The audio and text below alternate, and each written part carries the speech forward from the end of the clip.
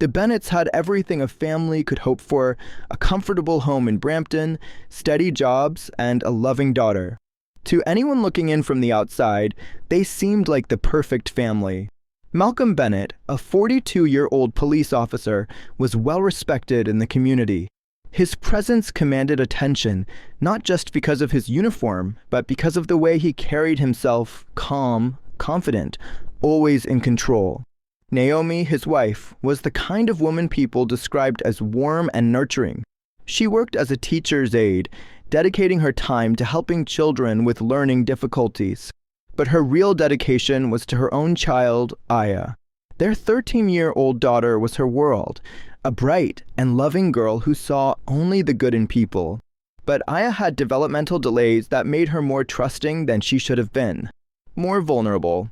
Neighbors saw a family that laughed together, attended church together, and never missed a school event. But behind the walls of their home, Naomi had started to feel something unsettling. A shift, a change she couldn't quite put her finger on. It wasn't big, not yet, just little things that didn't add up. But little things have a way of growing into something much bigger. Naomi had fallen in love with Malcolm in Jamaica. She had been drawn to his strength, the way he took charge of situations with an unwavering sense of duty. When he spoke about his dream of becoming a police officer in Canada, she saw a man who wanted to protect and serve, a man who would make a wonderful husband and father. When Malcolm was offered a job in Toronto's police force, they moved to Canada, full of hope for the future. Their life together started beautifully. They worked hard, built a home, and when Aya was born, it felt like the final piece of their happiness had fallen into place. But as Aya grew, it became clear she wasn't like other children. She struggled to keep up in school, needed extra help with comprehension, and had difficulty recognizing when someone was lying to her. Naomi worried, but Malcolm reassured her. "She just needs us to guide her," he had said. "I'll always protect her." And he did. At first, it was comforting. The way he watched over Aya, the way he made sure she was never left alone, never out of sight. But when does protection become something else? Naomi first noticed the change when Aya turned 12. It wasn't drastic, but it was there, small shifts in Malcolm's behavior that unsettled her. He stopped volunteering for overtime at work, choosing instead to spend more time at home. Whenever Naomi suggested a mother-daughter day, Malcolm would suddenly insist on coming along.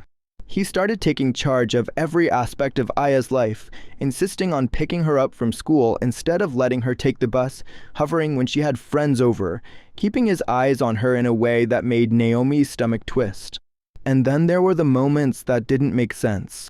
The way he looked at Aya sometimes, not just with fatherly pride, but with something Naomi couldn't name. The way his touch would linger just a second too long when he brushed her hair out of her face or adjusted her clothes.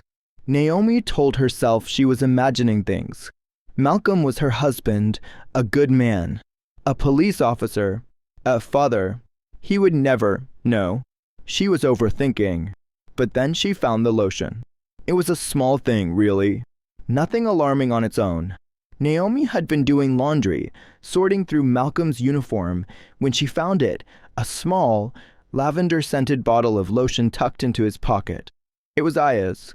Naomi recognized it immediately because she had bought it herself just last week. Why did Malcolm have it?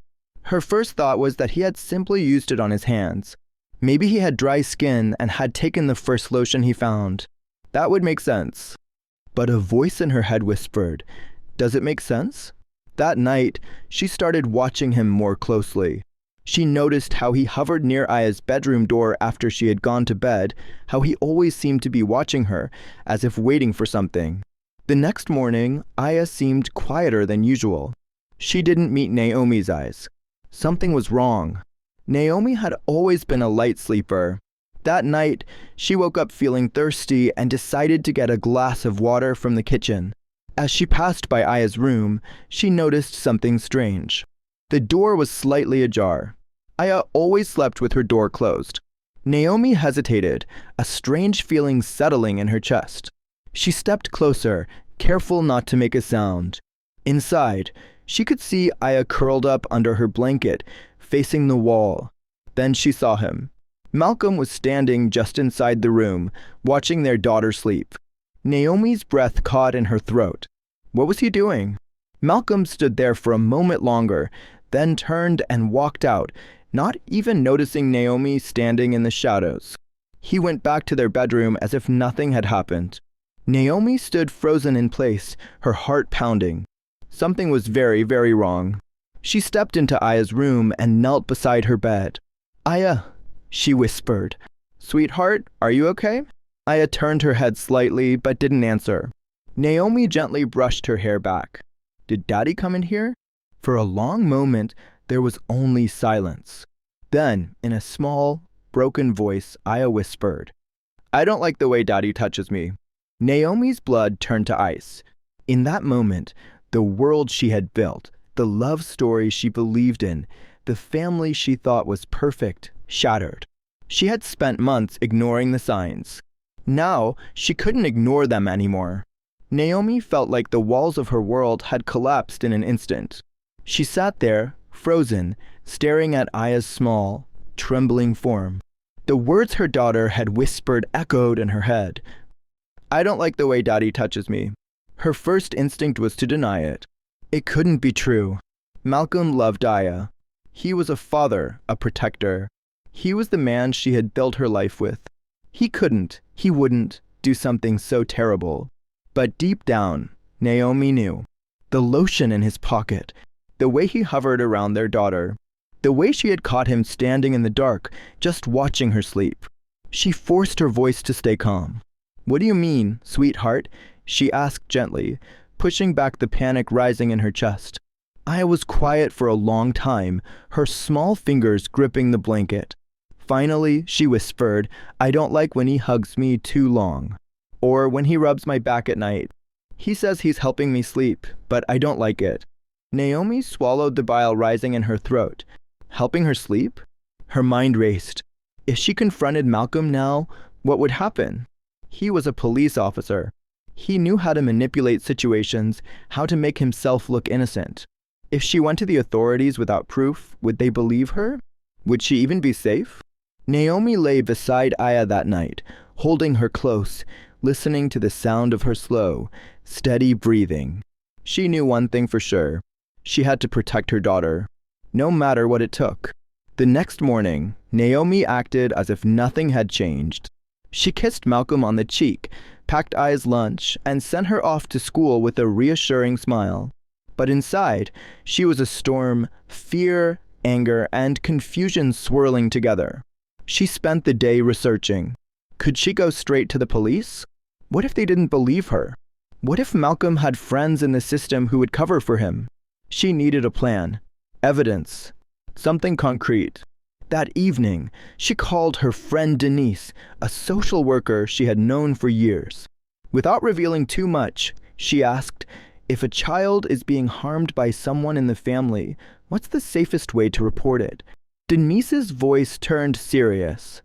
"Naomi, is this about Aya?" Naomi hesitated. I just need to know. Call Child Protective Services first. They'll investigate before going to the police. That way, there's a record before anyone can manipulate the story. A record. That was what Naomi needed. That night, as Malcolm sat in the living room watching TV, Naomi took Aya's old tablet and carefully placed it on a shelf in her bedroom. She made sure the camera was facing the bed. Then, she pressed record. If Malcolm tried anything, she would have proof. Naomi barely slept that night. Every time she heard a creak in the house, her heart pounded. She lay in bed, staring at the ceiling, waiting, praying she was wrong. Then, around 2 a.m., she heard it. The soft creak of a door opening. She sat up, every nerve in her body on edge. Aya's room. Naomi forced herself to wait, to let him do whatever he was going to do, because she needed the evidence. The seconds stretched painfully. Then, finally, the sound of Malcolm retreating down the hall. Naomi counted to 10, then slipped out of bed, her heart hammering. She rushed to Aya's room and found her curled up under her blanket, shaking. "I recorded it," Naomi whispered. "He won't hurt you again." Aya didn't say anything. She just buried her face in Naomi's shoulder, her little body trembling. Naomi grabbed the tablet and rushed to the bathroom. Hands shaking, she played the recording. And there it was, Malcolm stepping into Aya's room, standing by her bed, sitting down, his hand brushing against her back, his fingers lingering. The whispered words Naomi couldn't make out. Naomi felt sick. This was it. This was her proof. She had to move fast. Naomi knew she couldn't stay in the house another night. She waited until Malcolm left for work the next morning, then packed a bag for herself and Aya. Just the essentials, clothes, documents, the tablet. She didn't even leave a note. She took Aya to a women's shelter where they would be safe while she figured out the next step. With the video as evidence, she contacted Child Protective Services. They took her statement and assured her that an investigation would begin immediately. The fear didn't leave her, though. Malcolm was a cop. He had connections. He would realize they were gone soon enough. And when he did, what would he do? That night, in the shelter's small shared room, Naomi held Aya close. "We're going to be okay," she whispered, more for herself than for her daughter. Aya didn't answer. She just nodded, her eyes filled with something Naomi hadn't seen before. Fear. Naomi's phone started ringing that evening. Malcolm. Again and again. She ignored it. Then came the messages. "Where are you? Come home now. You don't understand what you're doing. You're making a huge mistake, Naomi." Then, the worst one. "If you don't come back, I'll make sure you regret it." Naomi's stomach twisted. She took a deep breath and called the detective assigned to the case. "He's threatening me," she said. "I'm scared." "Stay where you are," the detective told her. "We're issuing a restraining order. Malcolm will be taken in for questioning." Naomi clutched the phone, her breath shaky. She had done it. She had taken the first step. But deep down, she knew this wasn't over. Malcolm was dangerous.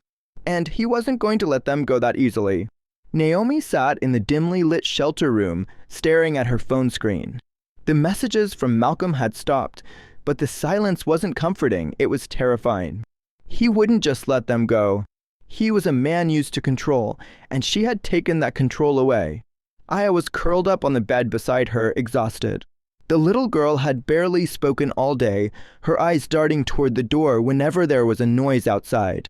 Naomi stroked her daughter's hair, trying to reassure her, but deep down, she wasn't sure if they were truly safe. The detective had promised a restraining order, but she knew that paper wouldn't stop Malcolm if he was truly determined. She had seen it before, cases where abusers ignored the law, where the system failed to protect the victims. And Malcolm was a cop. He knew how the system worked. A woman at the shelter, an older lady named Carmen, sat down next to Naomi. "You look like you've seen a ghost," she said gently.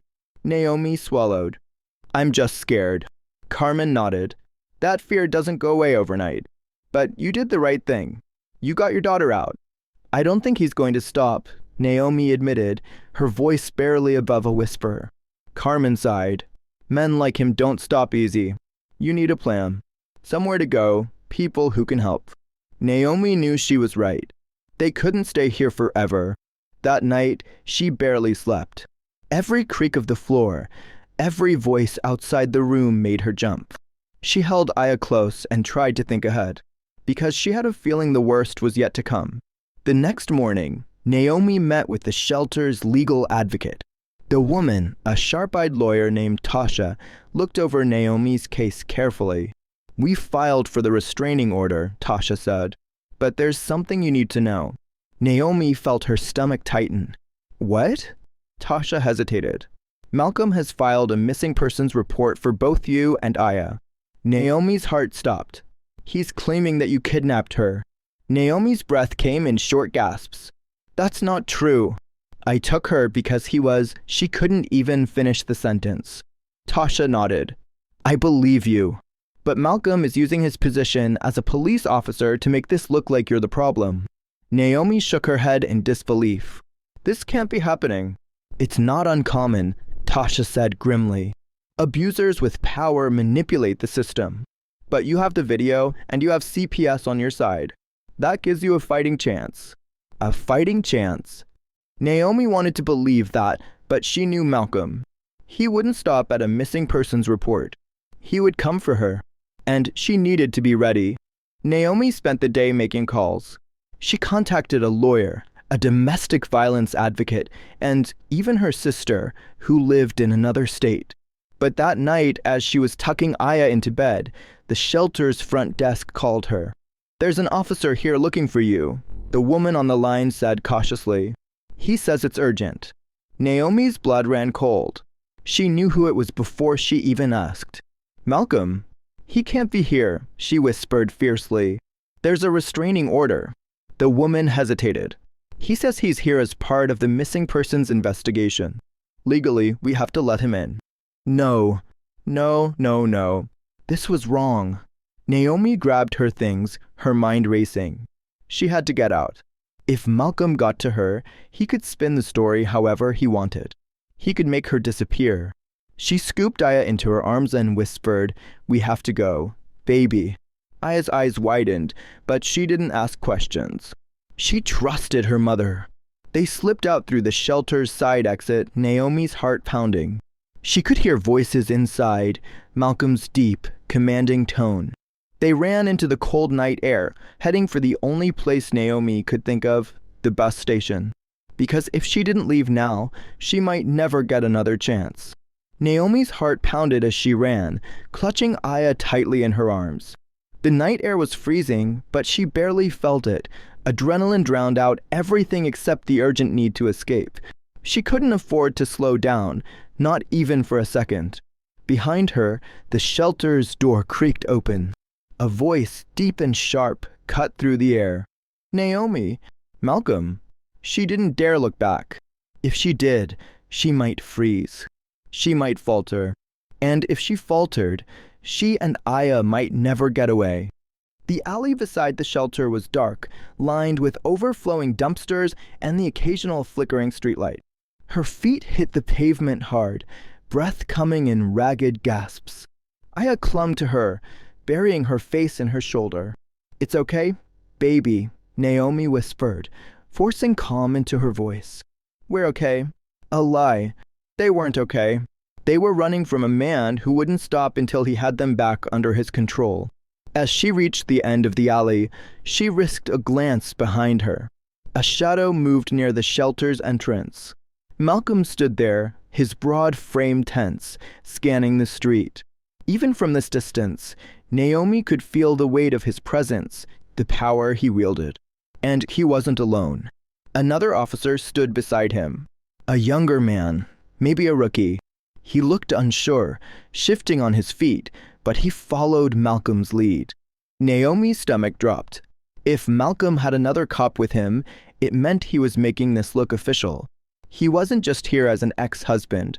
He was here as Sergeant Malcolm Carter, the respected police officer, the one with connections. The one who could make her disappear. Naomi ducked her head and kept moving, turning sharply down another street.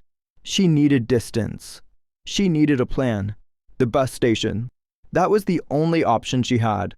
She tightened her grip on Aya and picked up the pace. The station was nearly empty when Naomi slipped inside, shivering from the cold. Fluorescent lights buzzed overhead, casting a harsh glow on the grimy floors. A few late-night travelers sat on metal benches, either dozing off or staring blankly at their phones. She spotted the ticket counter and rushed over. The man behind the glass barely looked up. "One ticket to Chicago," Naomi blurted out, fumbling for cash. Then she corrected herself. "Two. One for me, one for my daughter." The man sighed, typing slowly. "Next bus leaves in an hour." An hour! That was too long. Too much time for Malcolm to find her. "Anything sooner?" she asked, voice tight with desperation. The man shook his head. "That's the last one for the night." Naomi exhaled shakily. She didn't have a choice. She took the tickets, grabbed Aya's hand, and moved to the farthest corner of the waiting area, keeping her head down. The minutes crawled by. Every sound made her jump. Every set of footsteps felt like a threat. Then, The glass doors slammed open. A uniformed officer stepped inside. Naomi's breath caught. It wasn't Malcolm, but that didn't matter. He was here because of him. The officer looked around, scanning the room. Naomi hunched over, pulling Aya close. She tried to steady her breathing, but her pulse was a roaring drum in her ears. A voice came over the officer's radio. "Check the bus station." Malcolm's voice crackled through. "She's got the kid with her." Naomi bit down a whimper. Aya stirred. "Mama?" Naomi pressed a finger to her lips, silently pleading for her daughter to stay quiet. The officer took slow, deliberate steps. His gaze swept the waiting area. Naomi had to move.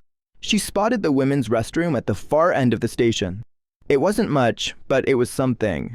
Taking a deep breath, she scooped Aya into her arms and stood. She walked. Not too fast. Not too slow. Just a tired mother heading to the restroom with her child. The officer barely glanced at her. She slipped inside and locked the stall behind her, knees trembling.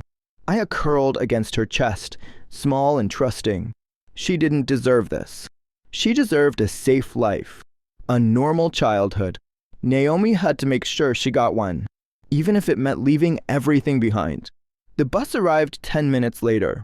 Naomi had waited until the officer left, then rushed to board, barely handing over her ticket before scrambling to the very back. She pressed herself against the window, keeping her head low. Aya rested against her side, exhausted. As the engine rumbled to life, relief started to creep in. They were leaving. They were getting away. Then, a black car pulled into the lot. Naomi's stomach dropped. The doors to the car flew open, and a familiar figure stepped out. Malcolm. His eyes locked onto the bus. Naomi's breath stopped. He knew. She could see it in the way he moved. The way he walked toward the bus with purpose, his hands clenched into fists. No, no, no. The driver was already shutting the doors. The bus lurched forward. Naomi pressed her forehead against the seat in front of her, hands trembling. She couldn't look back. She couldn't risk it. Seconds crawled by. Then, the bus pulled onto the road. The station disappeared behind them. Malcolm was gone. Naomi let out a choked sob, covering her mouth. Tears burned in her eyes, but she refused to cry. Aya stirred beside her. "Mama?" Naomi wrapped her arms around her daughter, holding her tight. "We're safe, baby," she whispered. "We're safe." She didn't know if it was true. She didn't know if Malcolm would come after them. But for now, for this moment, they were free, and that was enough.